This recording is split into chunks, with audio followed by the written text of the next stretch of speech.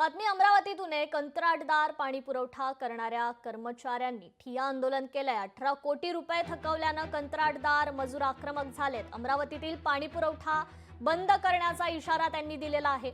महाराष्ट्र जीवन प्राधिकरण कार्यालयावर शेकडो कंत्राटदार आणि पाणी पुरवठा करणाऱ्या कर्मचाऱ्यांचे हे ठिय्या आंदोलन आहे। कंत्राटदारांचे 18 कोटी रुपये थकवल्यानं कंत्राटदार आणि मजूर आक्रमक झालेले आहेत।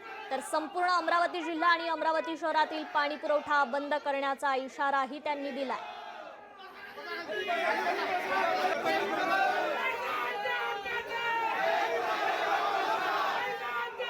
मागील 1 वर्षापासून आमचे देयके अजूनपर्यंत मिळाले नाही। मागील 2 महिन्यापासून आम्ही सतत देयके मिळण्यासाठी पाठपुरावा करत आहे, पण शासनाकडून आम्हाला हवा तसा प्रतिसाद मिळालेला नाही।